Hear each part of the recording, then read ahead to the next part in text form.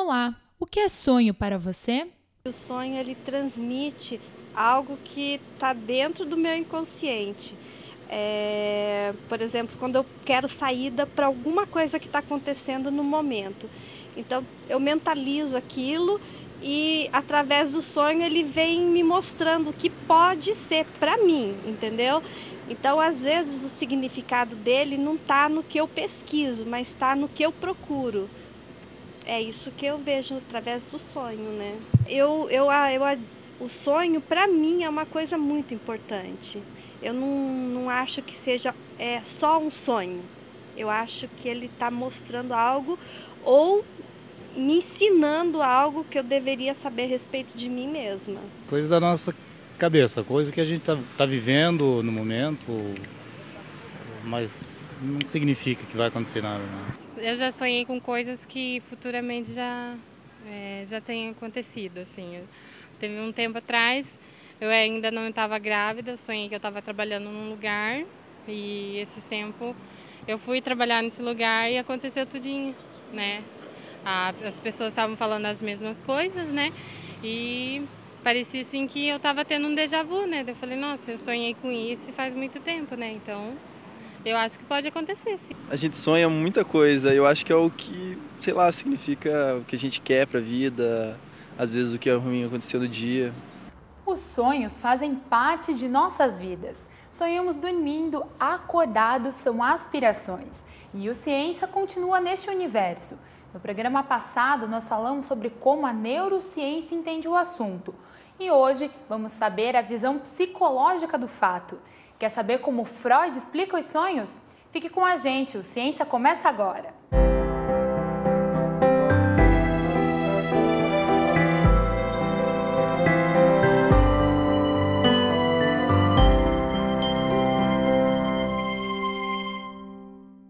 Existe um ditado que diz que tem coisas que nem Freud explica. Bom, com os sonhos, isso não é realidade.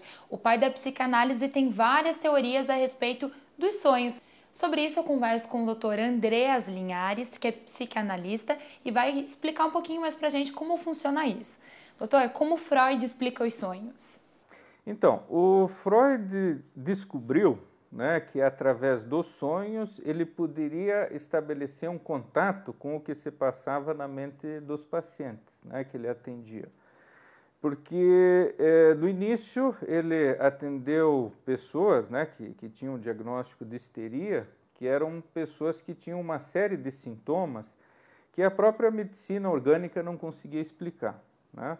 E na medida em que ele estabelecia um contato com essas pessoas, ele verificou que essas pessoas apresentavam um grau de repressão muito grande na própria explicitação dos seus desejos, né? E uma forma pela qual ele poderia se dar conta do que se passava na mente das pessoas é através do contato, né? E a pessoa poder se sentir à vontade em relatar os próprios sonhos, né? Então, assim que a psicanálise também começou, né, através do contato com o mundo onírico da pessoa, com o mundo dos desejos e a possibilidade de conversar a respeito disso, né? Então, os sonhos, eles seriam desejos, situações reprimidas. Os sonhos eles mostram a capacidade que a gente tem de formar imagens dentro da gente, né? Então, mesmo quando a gente está dormindo, desligado da realidade externa, a gente percebe que a gente forma imagens, né? E que essas imagens despertam, inclusive, emoções, sentimentos dentro da gente. A gente fica, muitas vezes, com essas imagens gravadas dentro da gente, né? Então, isso mostra que a gente tem um mundo interno, que a gente tem uma capacidade, né, de criar coisas dentro da gente. Então, como é que a gente vai se familiarizando com essas imagens, interpretando o que se passa dentro da gente, para a gente poder estabelecer uma relação mais fértil com a própria realidade externa. O Freud ele ficou bastante entusiasmado com os sonhos, né? Ele valorizou bastante a sua obra, a interpretação dos sonhos, e ela justamente revela esse contato que a gente pode ter com o nosso mundo interno. Agora, cada vez mais, né, o sonho é uma obra do sonhador, né? Então, na medida em que a gente se aproxima disso, a gente verifica que cada elemento do que a pessoa imagina tem a ver com a peculiaridade daquela pessoa. As associações que a pessoa faz com o que ela imagina é muito mais importante do que qualquer significado fechado, né? Qualquer interpretação literal. Sonhou com isso, significa isso, né? Então isso, vamos dizer, muitas vezes até distancia, né, a pessoa da sua própria realidade psíquica, né? Então o que é importante, né, isso desde sempre é uma coisa que desde o Freud existe, é que no sonho o importante é o que a pessoa associa com o sonho, que interpretação que o sonho pode ter, né? O sonho nunca como uma realidade literal, né? Porque é sempre um conteúdo fragmentado, é um conteúdo, vamos dizer, que precisa das associações do paciente, precisa ser interpretado para isso poder ganhar um sentido, né? Senão a gente está transformando o sonho vamos dizer, num delírio, num fato concreto, quando é uma coisa que foi gerada dentro do próprio mundo interno da pessoa. Mas todo sonho tem uma interpretação? Tem a possibilidade de uma interpretação, né? Vai depender das associações que a pessoa que sonhou faz e da possibilidade disso ser interpretado. Então é uma coisa muito importante, porque os sonhos, às vezes, né, o que a pessoa imagina, revela um conteúdo, às vezes, muito impactante, muito angustiante, né?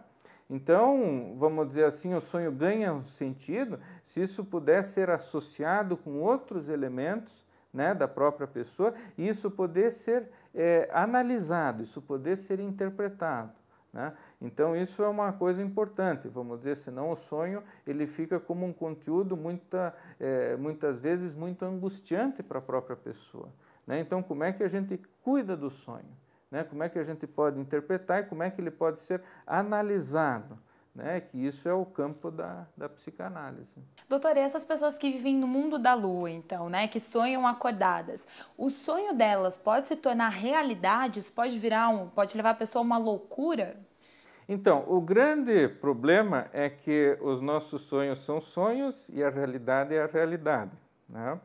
Então, como é que a gente pode entrar em contato com os nossos sonhos, com os nossos desejos e verificar como é que eles vão se inserir dentro da realidade, né? Então, essa capacidade, vamos dizer, da gente poder diferenciar o mundo interno, né, do mundo externo é uma condição muito importante da nossa saúde mental, né?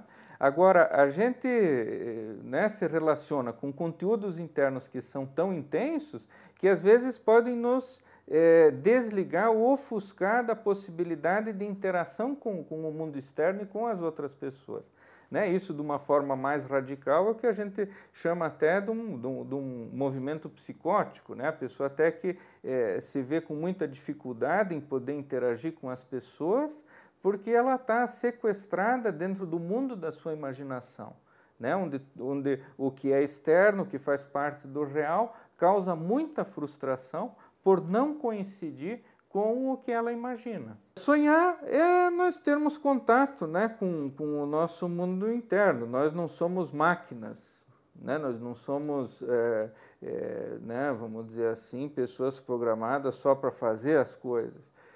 A nossa realização na vida depende de a gente poder entrar em contato com os nossos sentimentos, né, a própria palavra realização supõe realizar, e a gente realiza aquilo que a gente deseja.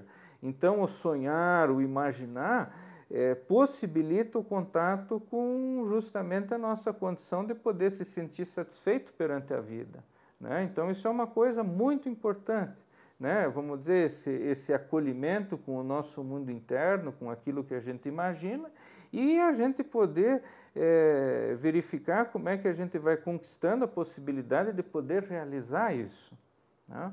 Então, o sonho, né, o desejo, a imaginação são elementos muito importantes para poder inspirar na nossa relação com o mundo, com as outras pessoas, para a gente construir uma vida que seja satisfatória, que traga para a gente felicidade.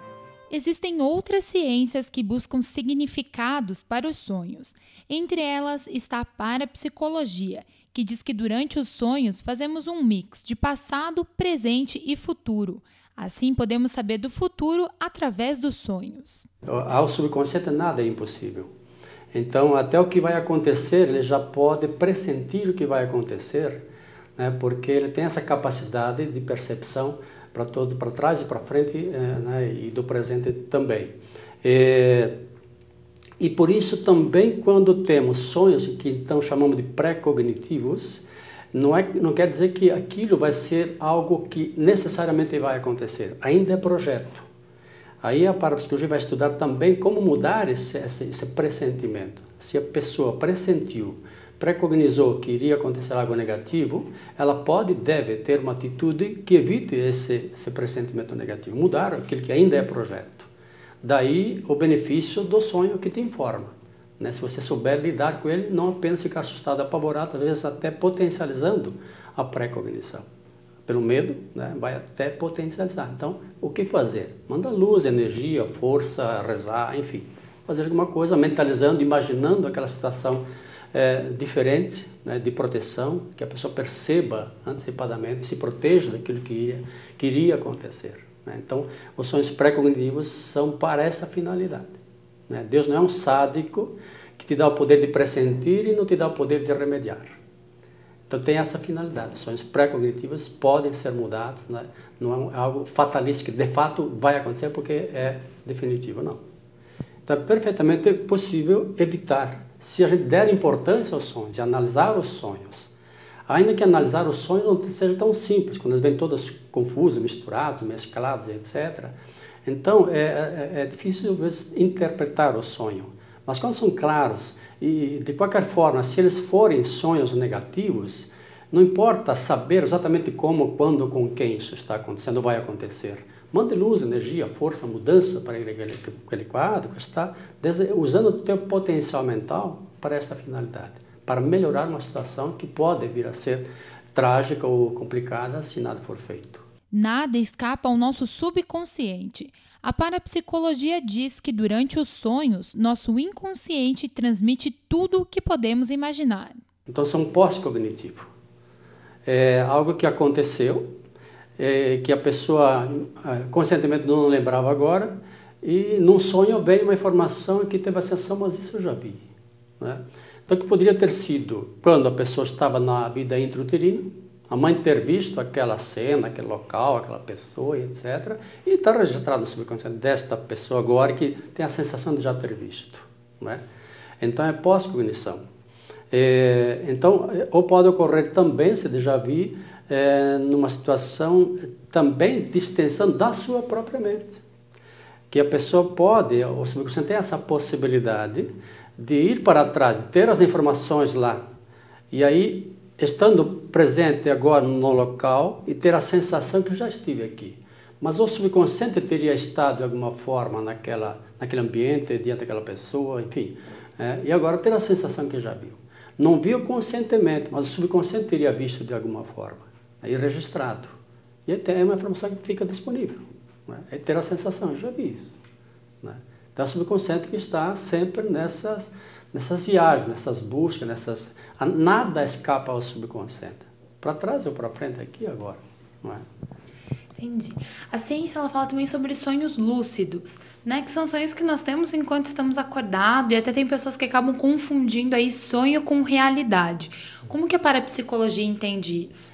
São sonhos muito vívidos, muito claros, coloridos inclusive, que tem essa nítida sensação de estar vivenciando, estar tendo sonho consciente. E de fato acontece.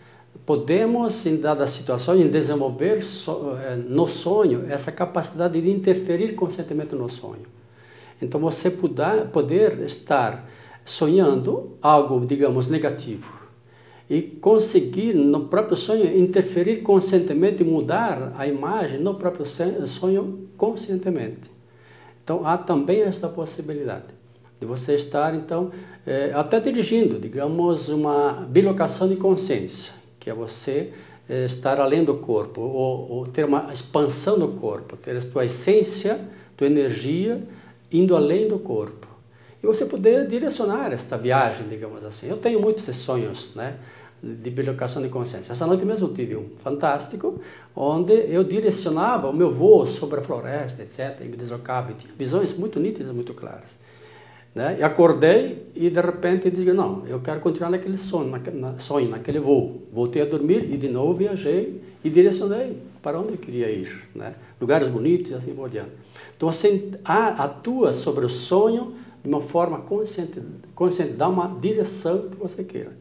Tanto para fortalecer, reforçar aquilo que é bom enquanto sonho, como para, no próprio sonho ruim, negativo, dar uma nova direção, de proteção, de mudança, de nova direção àquela situação. A arte é um estado de espírito. Muitos autores refletem nela seus sonhos. E no cinema, isso acontece também. No próximo bloco, você vai saber mais sobre filmes que refletem os sonhos. O Ciência volta já.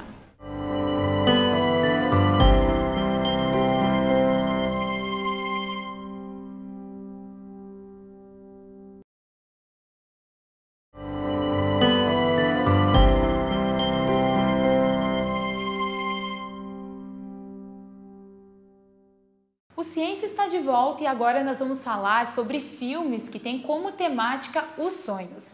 Eu estou aqui com os psicanalistas Andreas Linhares e Cleusa Perrini e nós vamos falar sobre 2 filmes bem polêmicos, Alice no País das Maravilhas e A Origem. Mas antes de começar o nosso bate-papo, acompanhe um pouquinho sobre o que diz a história do Alice. Dirigido pelo renomado cineasta Tim Burton, o filme Alice no País das Maravilhas é uma adaptação das obras publicadas no século XIX por Lewis Carroll.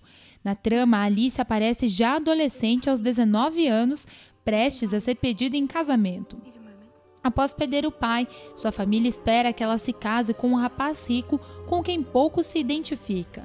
O País das Maravilhas, que acreditava ter visitado em seus sonhos quando criança, volta a aparecer para a personagem no dia em que ela esperava o noivado. Ela vê o coelho branco passar pelo jardim. Ao segui-lo, chega ao mundo subterrâneo, onde vive o chapeleiro maluco, o gato risonho, a rainha branca e outros amigos, todos preocupados com o reinado tirano da Rainha Vermelha. Alice acaba tendo um papel-chave neste universo, ao mesmo tempo que vive um rito de passagem para a vida adulta. O filme A Origem, dirigido pelo cineasta Christopher Nolan, viaja pelo íntimo e infinito mundo dos sonhos. Don Kobe é um ladrão que está entre os melhores na arte da extração, o roubo de segredos valiosos das profundezas do inconsciente durante os sonhos, quando a mente está mais vulnerável. A habilidade de Kobe o tornou importante no ramo da espionagem industrial e o fez um fugitivo internacional. Agora, Kobe tem a chance de redenção em um último trabalho, o de colocar uma ideia na mente de uma pessoa. Mas nem todo planejamento poderia prever um inimigo que apenas Kobe pode enfrentar. Bom, então, Andreas, onde está o sonho no filme Alice no País das Maravilhas? Então, a gente pode considerar que o filme todo, né, é uma demonstração de um sonho. Né? E isso está a peculiaridade desse livro, porque ele, de uma certa forma, consegue publicar determinadas fantasias, né, determinadas imagens que passam pela cabeça das pessoas. Então, até é considerado um livro nonsense, né, um livro sem sentido. Então é muito interessante a gente perceber essa possibilidade de a gente poder conversar sobre coisas que se passam dentro da nossa mente, né? Então uma dificuldade muitas vezes em se relacionar com o tamanho das coisas, será que esse espaço é muito grande, será que esse espaço é muito pequeno, lidar com o tempo que passa, né? Lidar com coisas que às vezes a gente quer que deem certo, mas não conseguem dar certo. Então o livro, ele abre espaço para esse tipo de relacionamento de uma criança com esse tipo de situação, né? Então a gente começa a poder conversar sobre essas coisas, a poder publicar essas coisas e se dar conta de alguma coisa que pode, vamos dizer, num primeiro olhar, passar completamente desapercebido, que é esse mundo de como nós percebemos as situações. E assim, Cleusa, não necessariamente a gente precisa estar dormindo para sonhar, né? E no Alice fica bem visível isso. Nem sempre ela está dormindo quando ela vai para aquele mundo, para o País das Maravilhas, né? Um mundo fantástico. A gente costuma ou tende a pensar que o que a gente fantasia, que isto não é sonho. E ao mesmo tempo é do humano a gente ficar se perguntando, eu estou sonhando ou eu estou acordada? E às vezes isso assusta as pessoas. E os filmes nos ajudam muito, como no caso As Origens, que é o outro filme, que trata justamente sobre como mexer numa ideia na mente de uma pessoa e isto alterar o ritmo da vida dela, que, a meu ver, é um tipo de pergunta assim, o sonho altera a vida da gente? E aí, o sonho altera?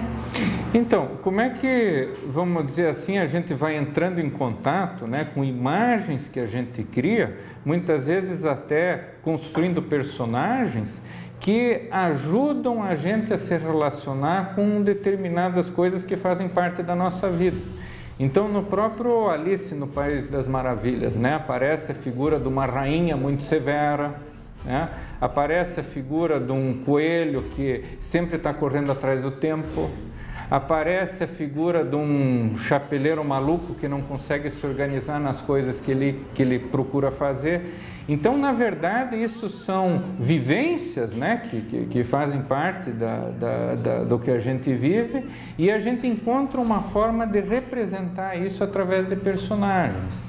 Então, Cleusa, é comum essa personificação durante o período em que nós estamos sonhando, como, né, o Andrés acabou de comentar sobre o Alice? É necessária, que não é só enquanto está sonhando, até me veio a imagem de que a arte, ela existe porque a vida não é o suficiente. Então, a arte, a leitura, o que a gente viaja na leitura, o filme, o que nos remete. Então, esses personagens que a gente vive na nossa primeira relação com nossa mãe, depois, né, ao mesmo tempo, nosso pai, as pessoas, isso vai criando um repertório humano para nos dar a noção de não só estarmos vivos, mas de termos uma identidade. Então, a personificação que a arte nos dá, como o Andrés falava, né, do chapeleiro maluco, quer dizer, da rainha má, é a personificação das nossas histórias de vida. Então, é uma coisa muito interessante, porque o sonho não é uma coisa fácil, né? Ele nos joga em cenários estranhos, em cenários não lógicos, né? Não obedece à linearidade do tempo, né? A gente sonha com pessoas ou com situações que não estão presentes, né? Mas eles são representantes de um sentimento, de uma atmosfera emocional com a qual a nossa mente está querendo entrar em contato, né? Então, como é que a gente conversa sobre os sonhos, sobre as nossas imaginações? Senão esse sentimento vai ficar querendo invadir a própria realidade, e aí que a gente cria uma confusão. Bom, a origem, ela trata também a respeito dos sonhos. Como que o sonho, então, está tratado, relatado ali no filme? A meu ver, e é interessante porque esse filme causou uma contradição, assim, no sentido das emoções. Até no comentário que nós fizemos aqui no Núcleo, metade do grupo não tinha gostado do filme e metade tinha gostado. Então foi muito interessante até o comentar sobre o filme em função desse conflito. E as pessoas diziam que era muito louco. Mas isso é realidade? Daí as perguntas eram assim, mas isso que ele viveu era sonho ou era realidade? Mas isso, aonde que se encaixava? Primeiro que o filme está permeado por uma questão de culpa, porque afinal a Mal, né, ela morre ou ela se mata. E aí entra aquela questão, ela estava não querendo se matar, ela estava querendo voltar para o sonho.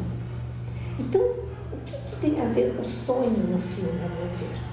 É esse conflito entre sonho e realidade. Se a vida for só real e crua, ou se a vida for só sonho, que pena, Porque daí a gente perde esse casamento que nós estávamos falando também de Alice, do real e da fantasia e do sonho, e poder não criar como aquele mundo, prédios, e eles dizem, mas vocês criaram tudo isso? Nós tivemos tempo e não tinha gente, não tinha vida, era só uma construção material. E eles queriam aquele mundo, até que o Kolbe começa a sentir que, opa, mas isso aqui não é a realidade. Como é que nós podemos? Eu, sem os meus filhos, como é que eu vou viver na realidade? Então o filme permeia o tempo todo esse conflito, baseado na ideia de introjetar uma ideia na mente de uma pessoa e aquilo mudar todo o roteiro da vida dela. E isso daí a gente pode fazer várias leituras, mas a princípio o filme, eu ia dizer o sonho, o filme é todo um sonho, um pesadelo, e aquela música, né, que significa estamos voltando à realidade. E quando a gente vê a letra da música, sugere a gente pensar, né, que mágoas, que lamentos que eu posso assimilar que o sonho pode proporcionar, assimilar para poder viver a realidade, não com culpa, sem lamentos, podendo fazer o luto, sim, mas para poder tocar em frente. Ok, muito obrigada, Andreas, muito obrigada, Cleusa, por esse bate-papo sobre os sonhos. E o Ciência de hoje fica por aqui, mas você pode acompanhar o nosso programa no nosso canal do YouTube ou ainda no nosso site. Até a próxima semana e sonhe bastante!